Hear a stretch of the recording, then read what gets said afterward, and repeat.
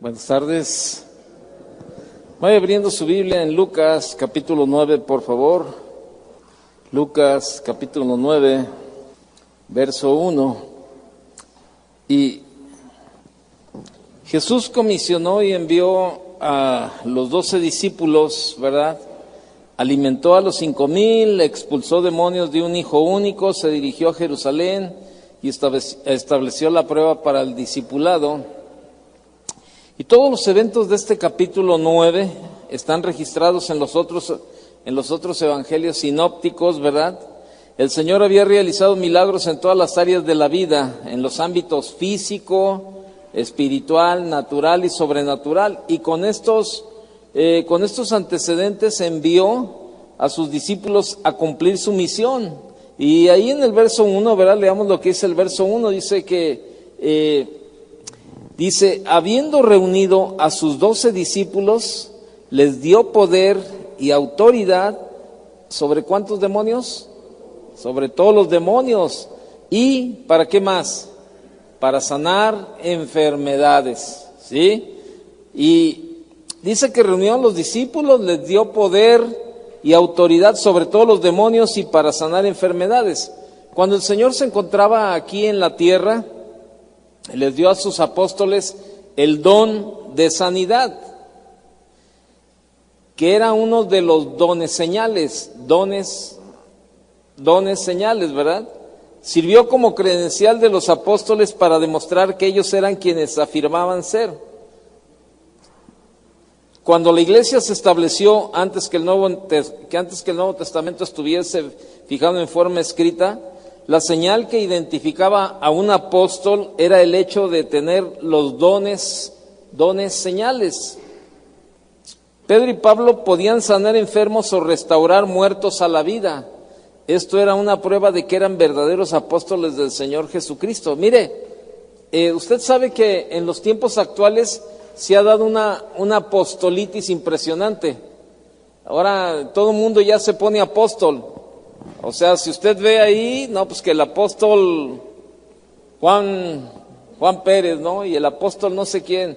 Si usted se mete a páginas como, por ejemplo, digo, ¿y qué tiene? Digo, no estoy hablando mal y probablemente usted lo ha visto. Por ejemplo, el apóstol Guillermo Maldonado, el apóstol Cash Luna, el apóstol, se me van los nombres. Y, ¿perdón? Nazón, el de la luz del mundo, el apóstol, exacto, y varios de esos que usted y yo hemos escuchado por ahí. Fíjese, cuando vivía el hermano Pablo Hunter, usted ha oído hablar del hermano Pablo Hunter, ¿no? El hermano que fue el tutor de esta iglesia durante muchos años. Y entonces un día alguien le dijo, oiga hermano Pablo, usted es el apóstol de Casa de Oración, ¿verdad? Y él se regresó y le dijo, el día que tú me veas resucitar muertos o levantar muertos, que tú me veas de verdad que yo sano a los enfermos, resucito a los muertos y hago milagros, ese día tú me puedes llamar apóstol. Porque si hay algo que caracterizaba a los apóstoles era esto, eran las credenciales de los apóstoles, los dones, pues si quiere poner dones, señales, eso eran las credenciales de los dones señales, eso era lo que identificaba a los apóstoles, no la verborrea que tienen ahora, no el hecho de andar estafando a la gente, ni de hacerse ricos, eso no era lo que identificaba a los apóstoles. Por eso cuando el Señor todavía vivía, ¿verdad? Él les dio esta autoridad a ellos, y Jesús envió a sus discípulos a predicar el reino de Dios y a sanar a los enfermos, y esto tuvo lugar antes de que Él muriese en la cruz. Y en la actualidad, ya en tiempos actuales, lo importante no es la sanidad, fíjese, ya la sanidad no es tan importante, ¿sí? Claro, aún el Señor sigue haciendo milagros de sanidad, ¿sí o no? Claro, y va a seguir haciendo milagros, ¿verdad? Entonces, al leer cuidadosamente las epístolas o las cartas de los apóstoles, puede verse que aun cuando Pablo tenía el don de sanar, hacia el final de su ministerio, aparentemente no lo ejercitó en absoluto. Usted ahí no lo busque, nada más anótelo en 1 Timoteo 5:23. Se acuerda que Pablo le dijo a Timoteo que tomase un poco de vino para un problema que tenían, ¿dónde? En el estómago. ¿Por qué no lo sanó? Si él tenía autoridad para sanar enfermos. Otro pasaje es cuando Pablo mismo, en 2 Corintios 12:7, dijo tener un aguijón en su cuerpo, y aunque le pidió a Dios que lo quitase, Dios no lo hizo. También en 2 Timoteo 4:20 dijo que tuvo que dejar a su colaborador Trófimo enfermo en Mileto. ¿Por qué no sanó Pablo a su amigo Trófimo? Fíjese, es que Pablo había llegado al final de su ministerio y los dones señales, incluso entonces estaban comenzando a desaparecer de la iglesia en aquellos tiempos, ¿sí? Aparentemente cuando las escrituras se convirtieron en una parte de la iglesia, el don de sanidad no apareció en escena. La autoridad, fíjese, la autoridad se desplazó de la persona a la página de la escritura, o sea, a la palabra de Dios. Hacia el fin de su vida, Juan advirtió que la doctrina correcta era la credencial personal del creyente. La doctrina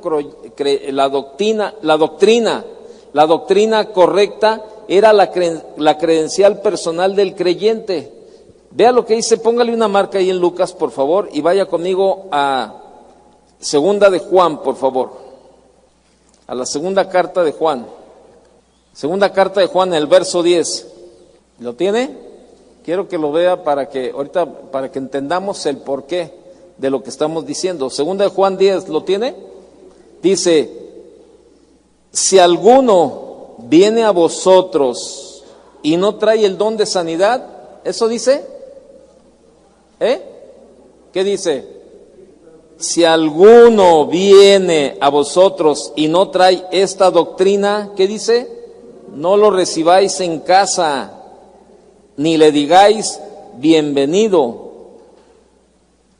¿Qué dice Gálatas 1:8? Por favor, vaya conmigo. Gálatas capítulo 1, verso 8. ¿Lo tiene? Dice, mas si aún nosotros o un ángel del cielo os anunciare otro evangelio diferente del que os hemos anunciado, sea anatema. ¿Sabe qué fue lo que cobró más relevancia y más importancia después de la muerte de Jesús? ¿La sanidad o la doctrina? La doctrina. Ya la sanidad dejó de ser importante. Mire, en este tiempo hay muchos lugares donde, hay muchos charlatanes. Y Dios hace milagros, claro, Dios. Dicen que los dones son irrevocables, ¿está de acuerdo? O sea, ¿cuánta gente no ha sido sanada? Yo recuerdo perfectamente cuando venían unos hermanos, en alguna ocasión lo dije, un par de hermanos, un matrimonio venía de Estados Unidos, los hermanos McLaughlin, no sé si algunos los llegaron a conocer, los hermanos McLaughlin, ellos venían de Estados Unidos y Dios los usaba en sanidad. Dios los usaba en sanidad. Ellos venían y hacíamos le avisábamos a la gente que iban a estar los hermanos McLaughlin, y entonces la gente ya sabía que Dios los usaba en sanidad, y la gente traía a sus enfermos, a sus familiares, a sus amistades.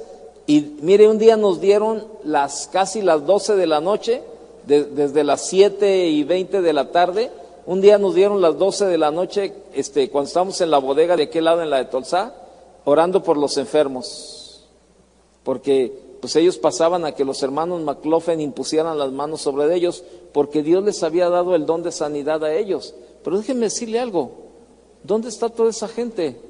Nunca los volvimos a ver. Nunca los volvimos a ver.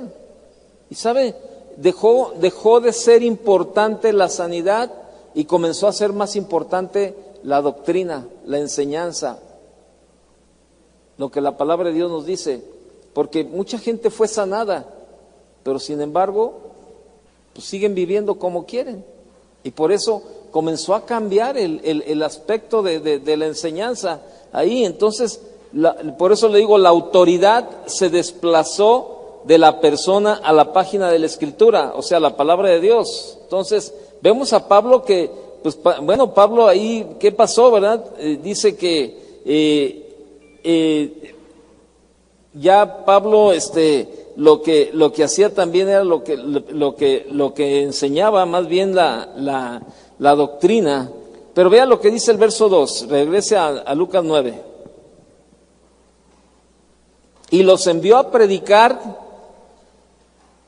Fíjese, en el verso 1 dice que les dio autoridad sobre todos los demonios y para sanar enfermedades, ¿no? Y luego dice en el verso 2, dice, y los envió a predicar el reino de Dios y a sanar a los enfermos. ¿Sí? Entonces dice, verso 3, y les dijo, no toméis nada para el camino, ni bordón, ni alforja, ni pan, ni dinero, ni llevéis 2 túnicas. Y en cualquier casa donde entréis, quedad allí y de allí salid. Y donde quiera que no os recibieren, salid de aquella ciudad y sacudid el polvo de vuestros pies en testimonio contra ellos. Y saliendo, pasaban por todas las aldeas anunciando el evangelio y sanando por todas partes.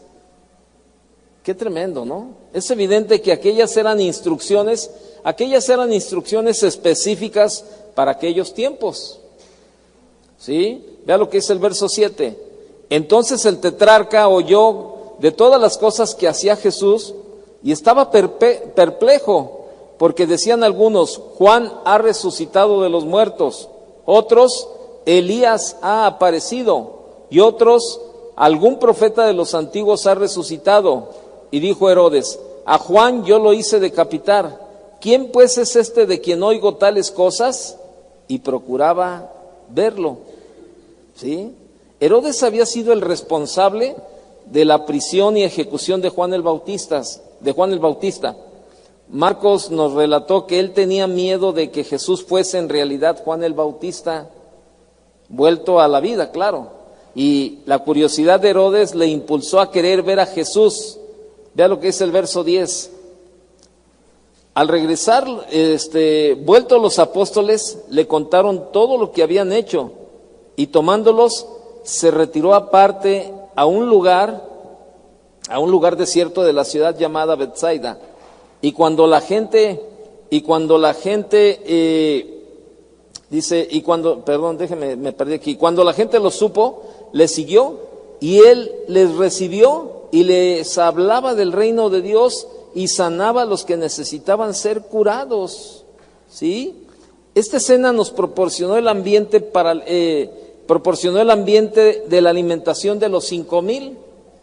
Él había llevado a los apóstoles a un lugar apartado para descansar, fíjese, pero no tuvieron ocasión de hacerlo. La multitud fue desconsiderada, o sea, la gente llegó. Sin embargo, el Señor en su bondad les recibió, enseñándoles y sanando a los enfermos. ¿Sí? Y vea lo que dice el verso 12.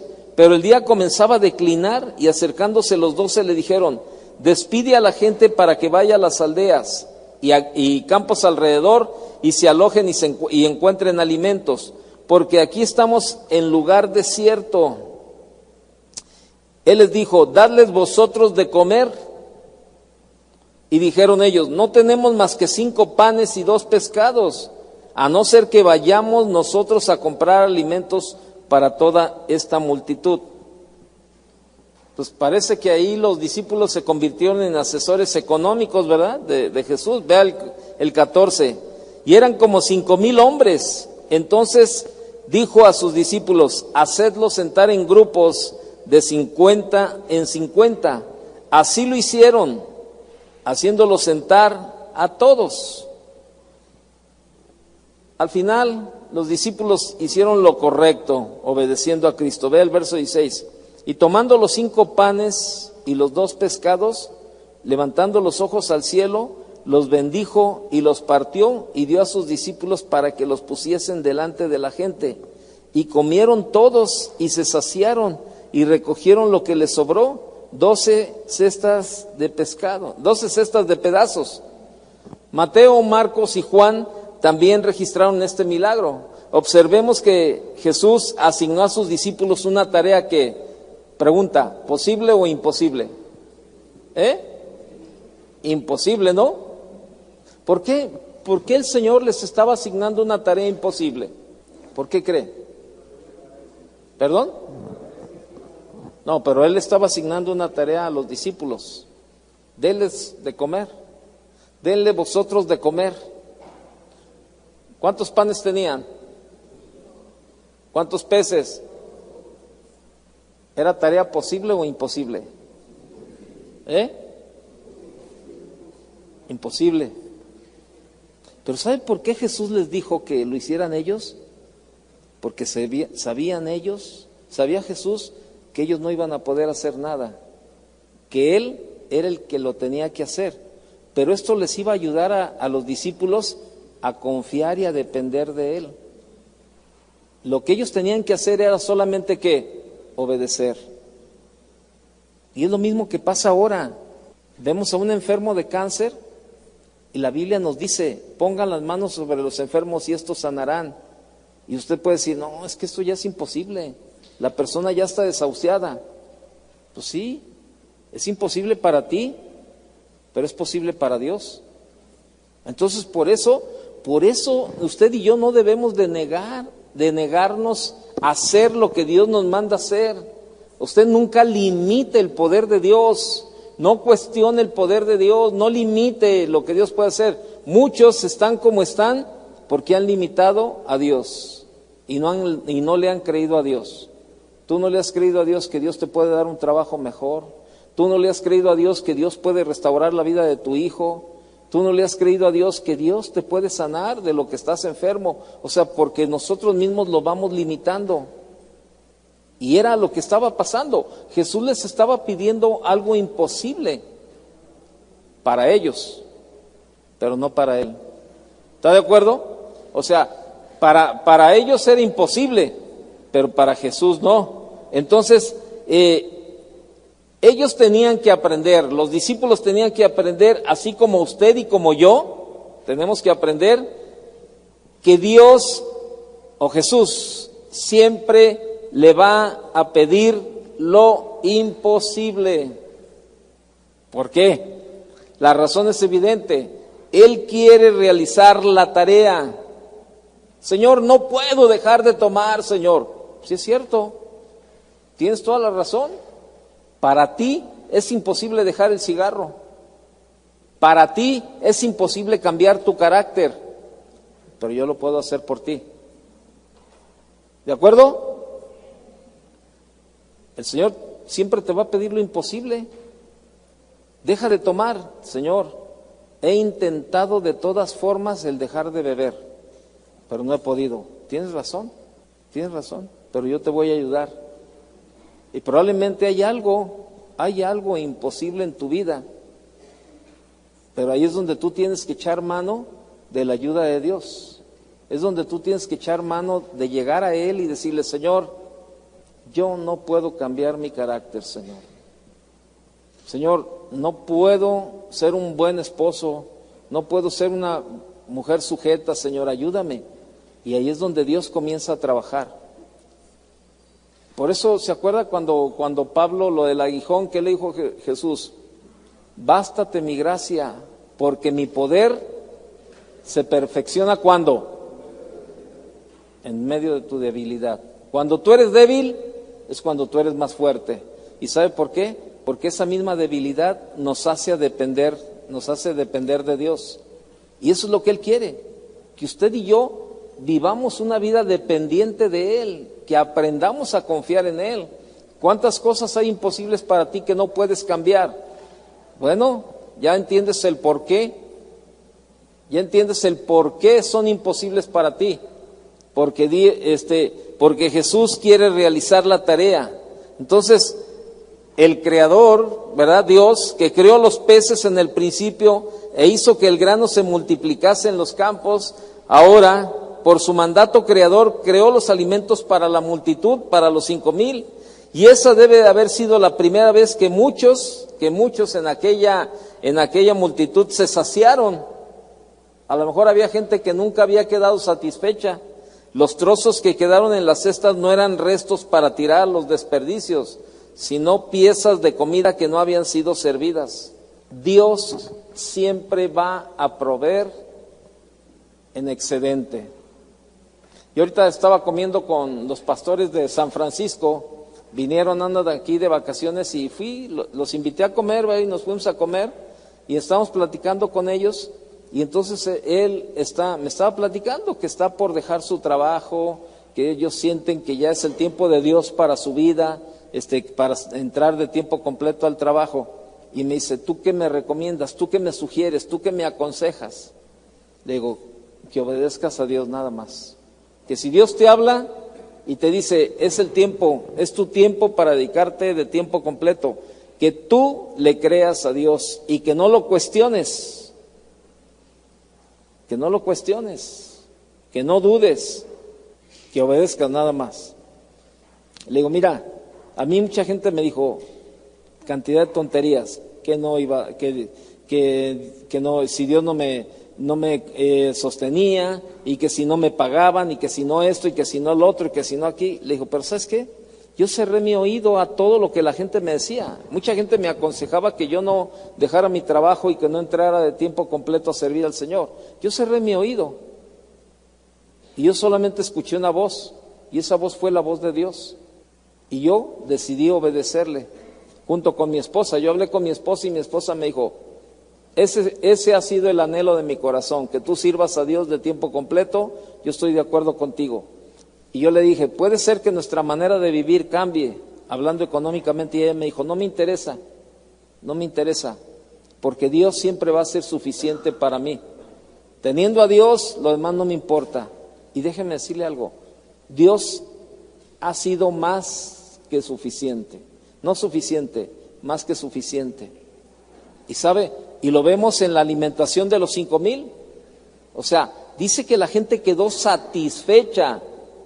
Yo creo que estaban allí, ¿verdad? Oye, otro pedacito. Ay, no, espérame, no, ya no. Es más, hablo y se asoma el pescado todavía, ¿no? Que traigo aquí. No, ya no. Oye, ándale, te hago una torta de pescado. No, ya ni me menciones porque estoy a reventar. Y sin embargo,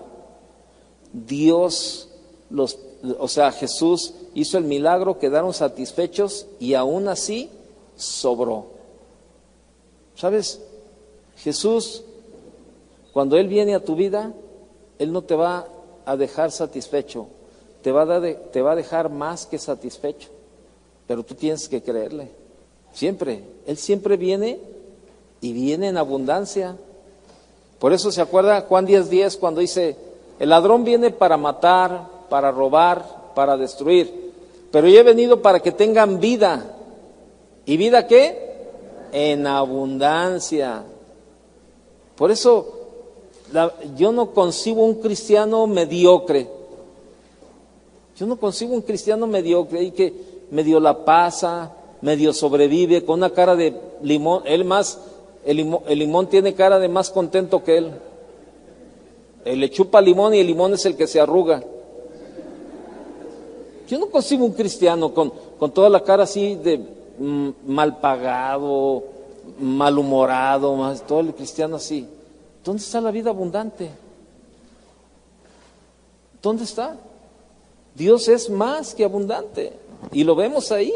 Entonces, esa era la parte, ¿no? Entonces, quedaron muchos trozos, quedaron muchos restos que estaban ahí. Él siempre provee en excedente. Vea lo que dice el verso 18. Aconteció que mientras Jesús oraba aparte, ¿sí? Estaban con él los discípulos y les preguntó diciendo, ¿quién dice la gente que soy yo? Ellos respondieron, unos Juan el Bautista, otros Elías, otros que algún profeta de los antiguos ha resucitado. Él les dijo, ¿y vosotros quién decís que soy? Entonces respondiendo Pedro dijo, el Cristo de Dios. Fíjese la respuesta de Pedro, el Cristo de Dios. Pero él les mandó que a nadie dijesen esto, encargándoselo rigurosamente, ¿no? Entonces, qué tremendo, ¿no? O sea, tú eres el Cristo, el Hijo del Dios viviente.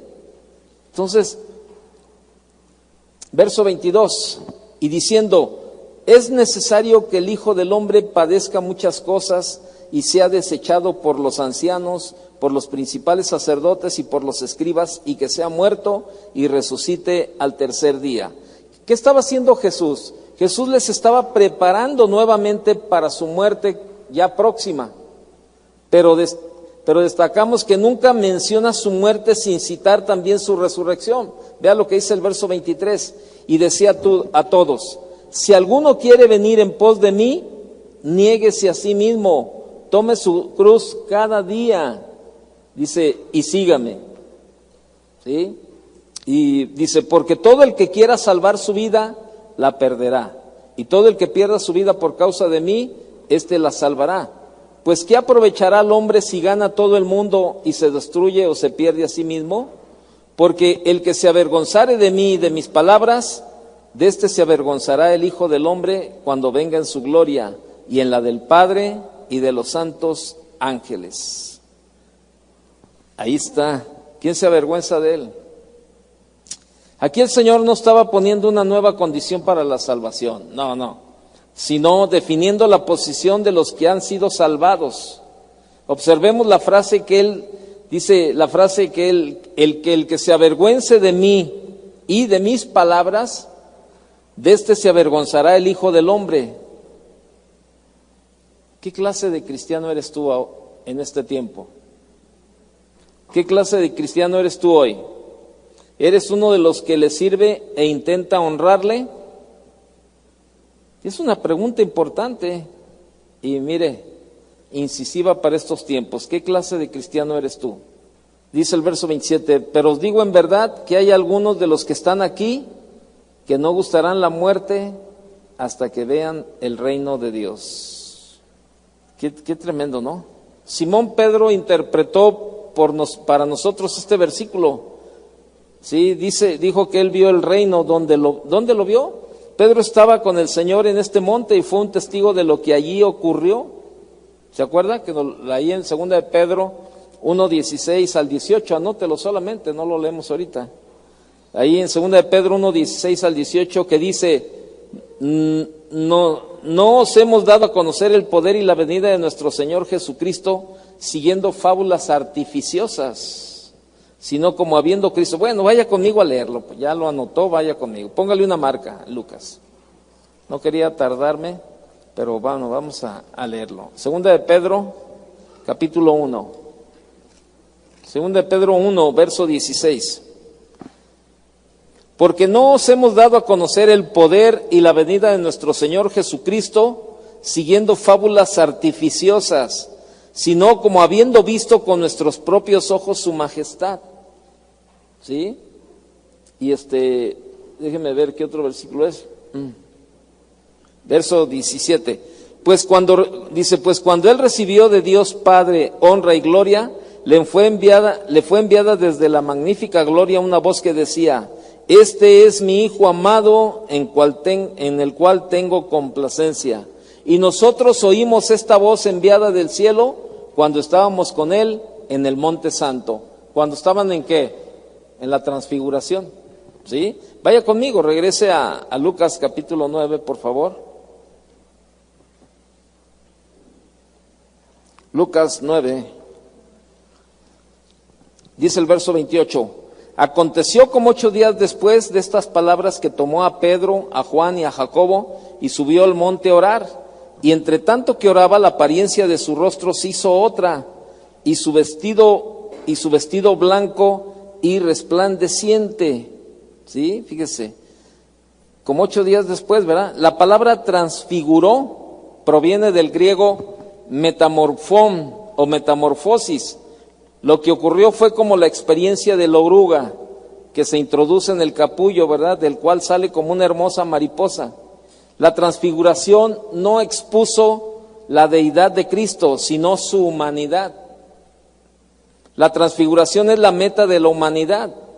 Cuando vemos al Señor Jesucristo transfigurado en el monte, estamos contemplando exactamente lo que va a tener lugar el día en que seamos recogidos de este mundo.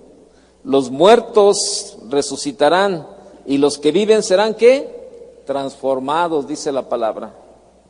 Es decir, que pasarán por una metamorfosis. Entonces todos seremos llevados a la presencia de Dios. Y el verso 29 no quiere decir que una luz brilló sobre él como un foco, sino que la luz irradió de su propio cuerpo hacia afuera. ¿Sí? Verso 30. Y aquí dos varones que hablaban con él, los cuales eran Moisés y Elías, quienes aparecieron rodeados de gloria y hablaban de su partida, que iba Jesús a cumplir en Jerusalén. Ahí aparecieron Moisés. ¿Qué representaba Moisés? La ley. Moisés era el representante de la ley y Elías el representante de los profetas, que daban testimonio de él, de Jesús. ¿De qué hablaban? ¿De qué hablaban? Dice estos versículos, de la muerte de Cristo, de la próxima muerte de Cristo. ¿Sí? Era lo que estaban hablando. Entonces, qué tremendo, ¿no? Imagínense ese tiempo, esa ilustración, esa parte de la transfiguración ahí, y ellos viendo todo, ¿no? Entonces, qué tremendo, la verdad. Verso 32. Y Pedro y los que estaban con él estaban rendidos de sueño, mas permaneciendo despiertos vieron la gloria de Jesús y a los dos varones que estaban con él. Y sucedió que apartándose ellos de él, Pedro dijo a Jesús: Maestro, bueno es para nosotros que estemos aquí y hagamos 3 enramadas, una para ti, una para Moisés y una para Elías, no sabiendo lo que decía. Oiga, qué cómodo, ¿verdad? Estaba viendo la gloria de Jesús ahí y dice: oye, pues ¿por qué no hacemos aquí 3 enramadas, no? Aquí, vea lo que dice, ¿no? Entonces, verso 34, mientras él decía esto, o sea, Pedro, vino una nube que los cubrió y tuvieron temor al entrar en la nube. Y vino una voz desde la nube que decía: Este es mi Hijo amado, a él oíd. Y cuando cesó la voz, Jesús fue hallado solo y ellos callaron. Y por aquellos días no dijeron nada a nadie de lo que habían visto. Qué tremendo, qué tremenda experiencia Dios les permitió vivir. Y sabe, ahora usted y yo podemos tener experiencias con el Señor cuando tenemos esos tiempos con Él, cuando oramos, cuando clamamos y cuando la presencia de Él viene a nuestra vida de verdad. O sea, qué tremendo. Pero ¿sabe qué?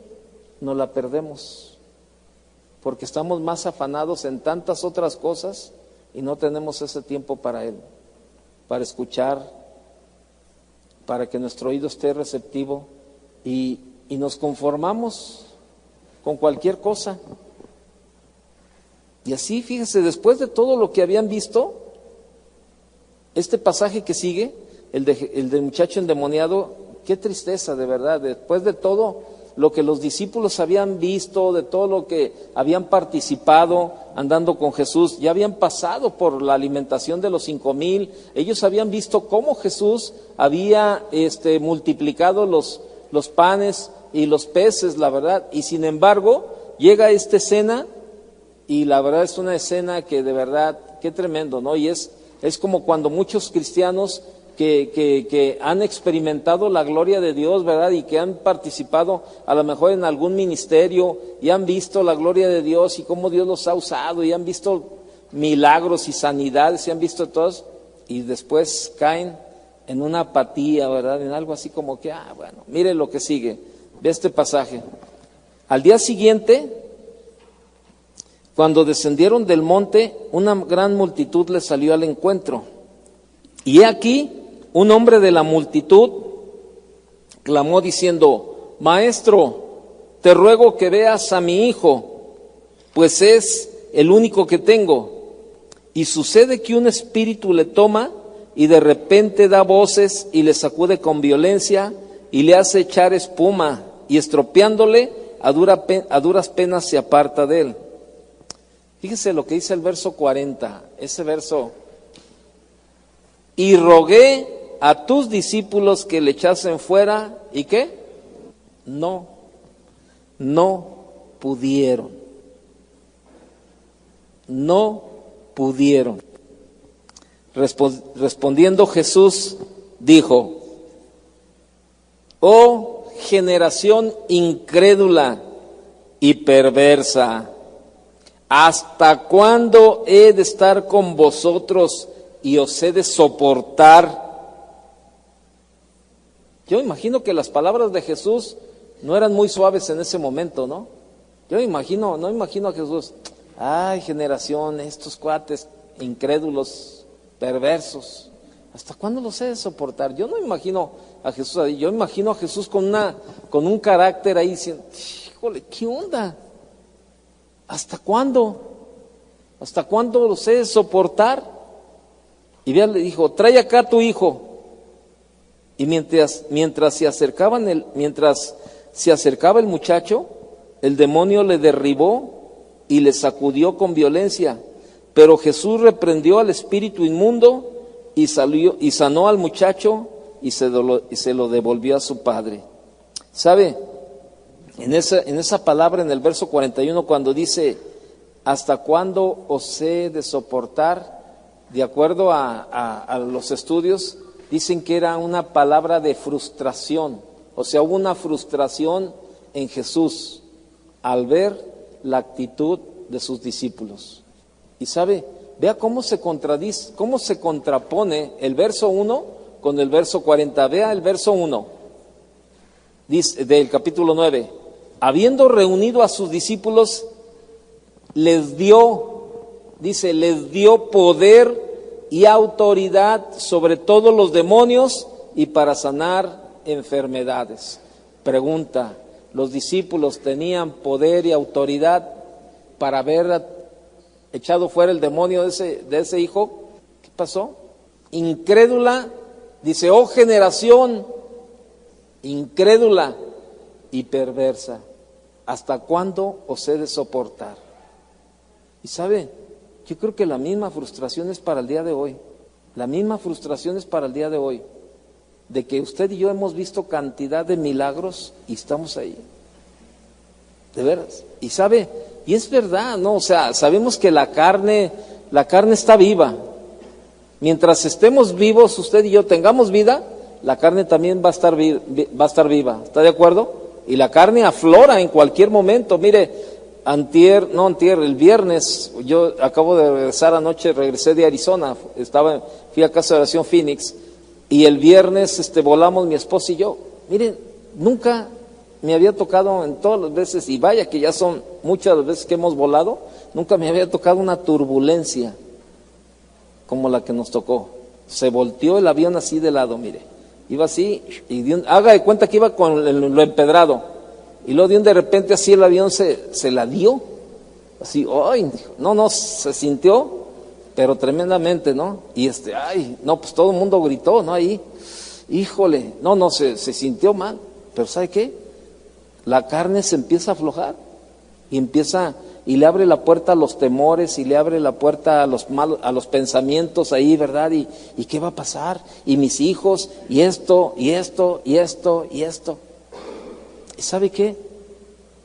Yo me fui a la palabra. Mi esposa, ella descansa en el Señor de una manera impresionante. Ese tipo de cosas no. Yo iba despierto, yo iba leyendo precisamente porque en la tarde tenía ya la reunión. Y yo iba despierto y mi esposa no, ella tranquila. Y yo comencé a orar y le decía, Señor, yo sé que tu palabra dice que los pensamientos que tú tienes para nosotros son pensamientos de paz y no de mal, para darnos el fin que esperamos. Si el avión se cae, yo me voy contigo y te voy a servir. Y si el avión llega, de todos modos te voy a servir. Ya sea que vivamos o ya sea que muramos, somos del Señor. Y dije, Señor, ahí estoy. Y sabe, comencé a experimentar un descanso. Yo le decía, Señor, yo volteaba a ver la ventanilla y no, pues íbamos a 11,000 metros, 11,000 metros, imagínense. Entonces, tú veías y tú decías, no, aquí se cae el avión y no queda ni para un examen de laboratorio. No, para nada. Y sabe, en esos momentos cuando va todo así, lo único que sostiene es la mano de Dios. ¿Está de acuerdo? Pero es donde uno tiene que confiar. Y se sentía horrible. Pero decía, Señor, pues, si este es el último día, pues está bien. Pero déjeme decirle algo. Es esa parte cuando comenzamos a tener duda, que decimos, oye, espérame, ¿de cuántas? Imagínense, a mí se me venía, ¿no? Y estos pensamientos que le voy a decir, el Señor me recordaba y me decía, ¿de cuántas te he sacado adelante? ¿Cuántas peores has estado? Y sin embargo, ahí estás. Y luego imagínense que comenzamos a dudar de que Dios lo pueda hacer. Bueno, es lo que pasó con los discípulos. Ellos tenían poder y autoridad para echar fuera demonios y para sanar a los enfermos. Y el Padre llegó con ellos buscando la necesidad y dijo, quiero que oren por mi hijo está mal. Y los discípulos no pudieron. Jesús se da cuenta y se enoja, se frustra. Es decir, ¿hasta cuándo? ¿Hasta cuándo los he de soportar? Generación perversa e incrédula. Y déjenme decirle algo, muchos de esta generación, hablando de cristianos, los que no conocen a Dios, pues no, a ellos ni los podemos meter en la lista, pero los que conocemos a Dios, todavía formamos parte de una generación incrédula y perversa después de ver todo lo que hemos visto en el caminar. ¿Hasta cuándo? Que Dios le bendiga.